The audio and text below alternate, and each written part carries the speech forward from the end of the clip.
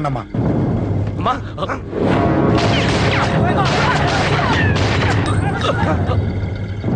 రండి. ఏయ్, అమ్మరా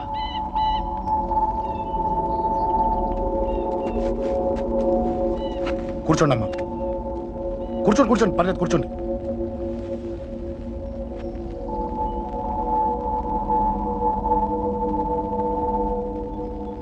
పూజలు బాగా జరిగాయమ్మా. నేనేనమ్మా అశోక్ అంటే. నీ చిన్న కొడుకుని కొట్టింది నేనే. తప్పు చేశాడమ్మా, అందుకే కొట్టాను. అంతటితో వదిలేయకుండా నన్ను చంపడానికి వచ్చి వాడే చావు బతుకుని జరుపుకున్నాడు. ఇంత తెలిసి 100 మందిని డీల్ చేసిన నన్ను చూసిన నీ పెద్ద కొడుకు బుద్ధి లేకుండా మళ్ళీ నా మీదకి ఆఫ్టర్ ఆల్ 10 మందిని పంపించాడు. అసలు వీడికి బ్రెయిన్ ఉందనాలా లేదనాలా? నువ్వు చాలా పెద్ద తప్పు చేశావు. తెలుసమ్మా, మీ పవర్ ఏంటో నాకు బాగా తెలుసు. ఇప్పటిదాకా మీకు ఎదురు లేదని తెలుసు. ఈ కేకే అంటే సిటీలో అందరూ ఉచ్చ పోసుకుంటారని కూడా తెలుసు. కానీ మీకు పూర్తిగా తెలియంది నా గురించేనమ్మా. ఈ అశోక్ అంటే ఓల్డ్ సిటీలో అందరికీ తెలియకపోవచ్చు, కానీ ఈ అశోక్ చేతుల్లో దెబ్బలు తిన్నవాడు మాత్రం 10 జన్మలకు కూడా మర్చిపోలేడు. ఈ కొట్లాట్లు గొడవలు పెట్టుకోవడం, ఎవరికి భయపడకపోవడం పుట్టినప్పటి నుంచే నా బ్లడ్లో ఉందమ్మా. నన్ను అనవసరంగా రెచ్చగొట్టొద్దమ్మా. ఈ గొడవ ఇంతటితో వదిలే. కాదు, నన్ను చంపాలనుకుంటే చంపడానికి రెడీ అయిన వాడు చావటానికి కూడా రెడీ అవ్వాలి. నేను చావడానికి రెడీ, నీ కొడుకులు రెడీయా? రెడీ అయితే రమ్మని చెప్పు. చూడమ్మా, నా పోరు పడలేక మా నాన్నే నన్ను బయటికి గంటేశాడు. ఇక నీ కొడుకులేం పడతారు? చెప్పమ్మా నీ కొడుకులకి నాతో గొడవలొద్దు, మంచిది కాదు.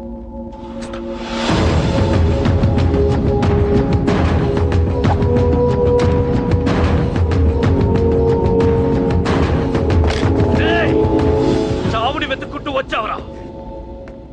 ఇందాకే చెప్పాను కదరా, చంపాలనుకున్నవాడు చావడానికి కూడా రెడీ అవ్వాలని.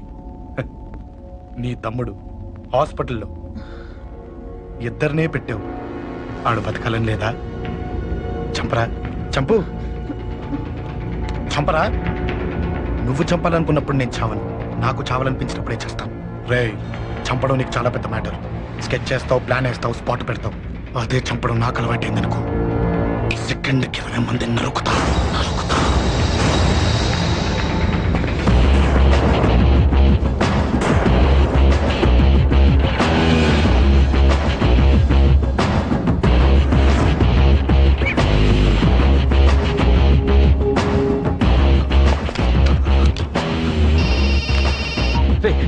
తమ్ముడు ఇక్కడ? ఈయనే హాస్పిటల్లో ఉన్నాడు.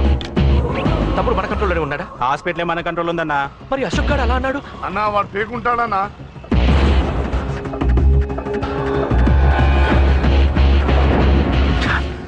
తట్టుకోలేకపోతున్నాను, ఈ టెన్షన్ తట్టుకోలేకపోతున్నాను. అన్నకు అర్జెంటుగా చెప్పేయాలి. ఎక్కడున్నాడు ఈ అన్న? అన్నా అన్నా అన్నా అన్నా అన్నా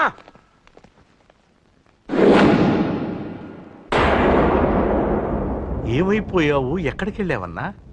నిన్నంత పెద్ద ఇష్యూ జరిగిన తర్వాత కూడా తలెత్తుకుని ఎలా తిరగలుగుతున్నావన్నా? నేను నా మొహాన్ని చూపెట్టలేక హెల్మెట్ పెట్టుకుని తిరుగుతున్నానన్నా. ఏ వార్డుకి వెళ్ళి ఎవరిని అడిగినా వాడెవడో నీ అన్న కేకేని సన్నాసిని చేసి ఆడిస్తున్నాడట. వాడి తమ్ముడిని కొట్టినా కూడా వాడిని ఏం పీకారా అని రేపు పొద్దున నీ అన్నకు ఓట్లు ఎలా వేస్తారా అని ఎదురుగ్గా నవ్వుతూ వెనక అక్టోబరి కాండ్రించి ఉమ్మేస్తున్నారన్నా. వాడిని ఎమర్జెన్సీగా ఏదో ఒకటి చెయ్యాలన్నా. చెయ్యకుండా వదిలేసావనుకో, వాడు ఏదో ఒక రోజున నడి రోడ్డున నిన్ను నీ వెహికల్ ని ఆపి నీకు వార్నింగ్ ఇస్తాడు.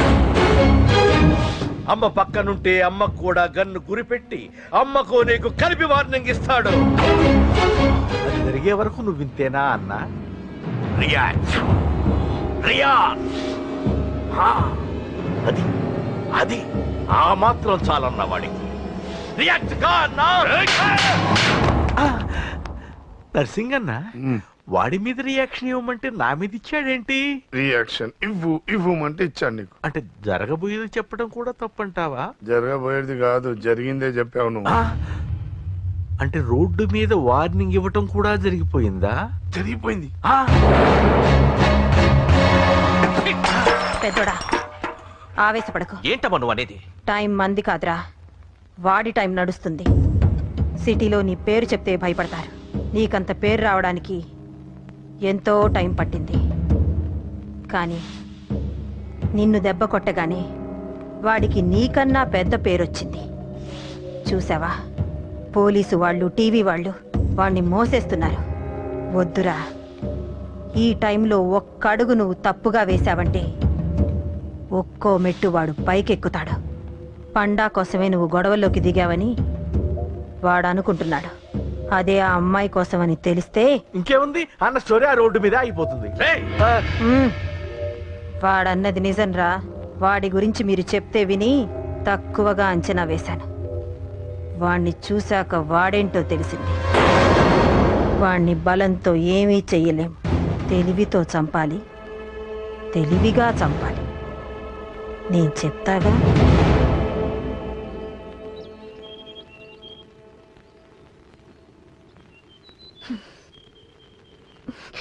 అశోక్, సిగ్గు లేదు, బుద్ధి లేదు. నువ్వు అసలు మారతావా?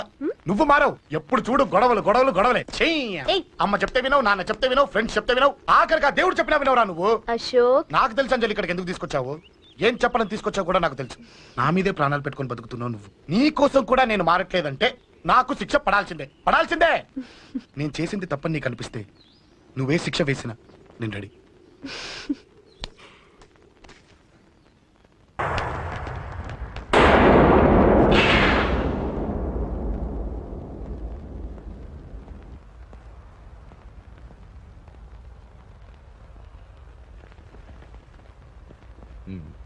మీరెవరో నాకు తెలీదు. కేకే సార్, మీతో నాకే గొడవలు లేవు.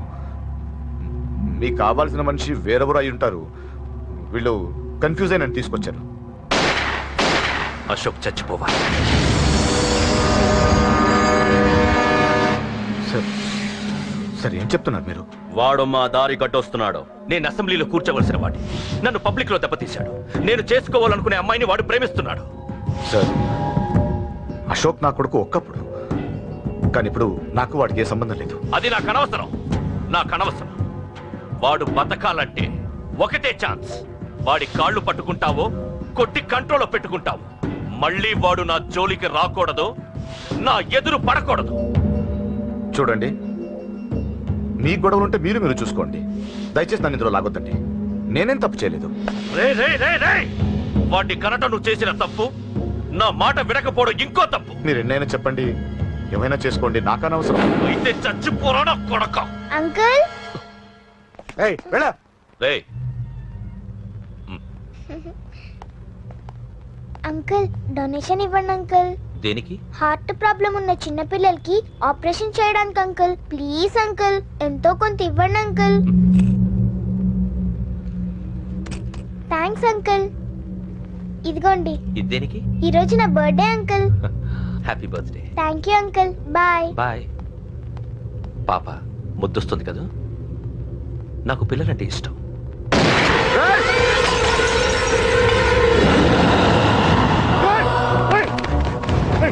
పాపరా పసి పిల్ల,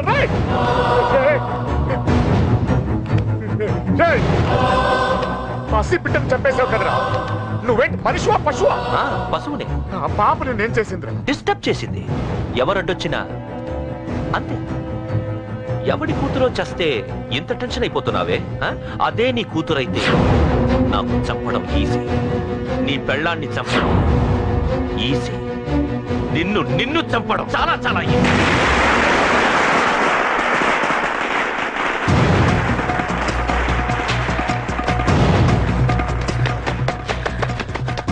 అశోక్ ఎక్కడ్రా? అశోక్ ఎక్కడ్రా? అడుగు. అశోక్ ఏంట్రా? ఏంటి? నాన్న, నాన్న నాన్న, నాన్నకేమైందిరా? నాన్న నేను రమ్మన్నాడ్రా. నిజంగానా? నిజం రా, నాన్న నేను రమ్మన్నాను.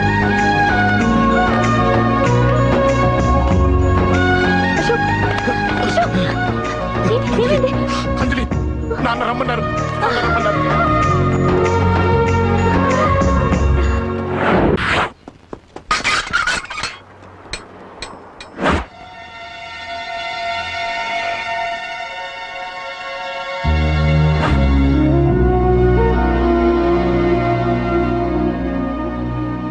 రాజా, నేనేదో అభిమానంతో వాడిని ఇక్కడికి రమ్మనలేదు.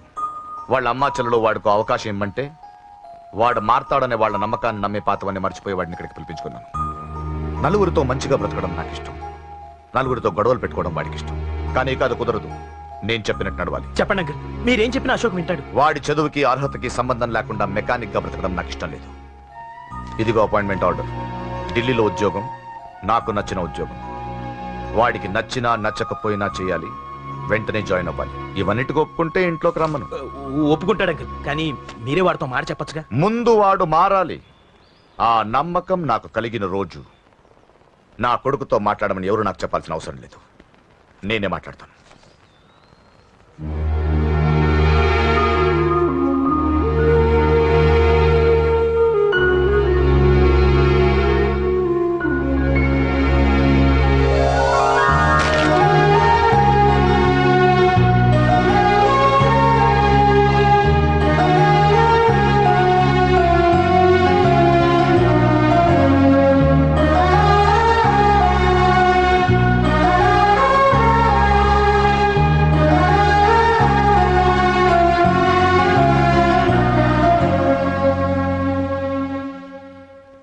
అశోక్ చాలా ఆనందంగా ఉన్నాడు కదమ్మా?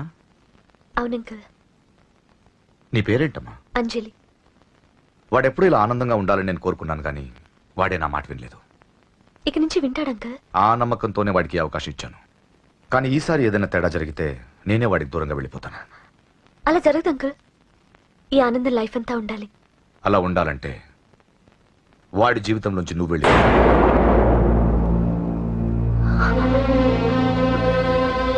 ఎందుకని అడగొద్దు. నాకు ఈ ప్రేమలో అవి నచ్చవు. వాడు నాకు నచ్చిన ఉద్యోగం చేస్తున్నాడు, నాకు నచ్చిన మనిషినే పెళ్లి చేసుకుంటాడు, చేసుకోవాలి. ఇందులో ఏ తేడా జరిగినా నేను బ్రతకను.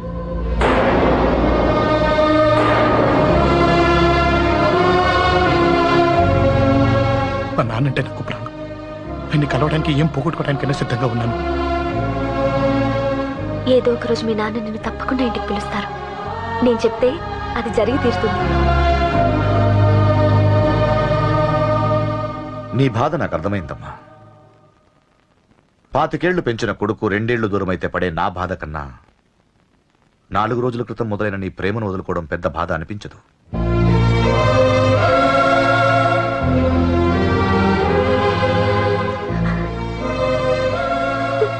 వాడు ఢిల్లీ వెళ్లే వరకు మామూలుగానే ఉంటామా. వాడు వెళ్ళిపోయాక వాడి లైఫ్ నుంచి వెళ్ళిపో.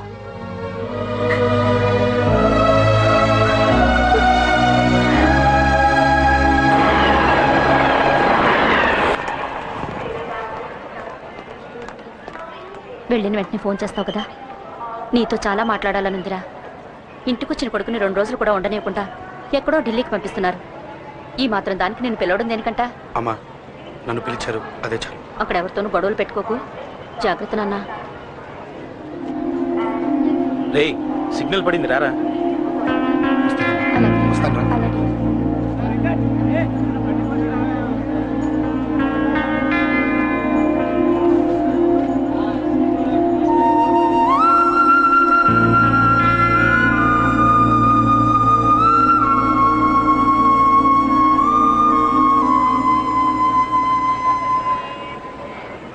ఏంటి దూరంగా నించున్నావు? ఎలాగో దూరం అవుతున్నావు కదా. ఏంటి? అదే దూరంగా వెళ్తున్నావు కదా. చూడు, నేను దూరంగా వెళ్ళేది నీకు దగ్గర అవ్వటానికి. ముందు నాన్న మనసు గెలవని, ఆ తర్వాత ఆయనే మన పెళ్లి చేస్తారు.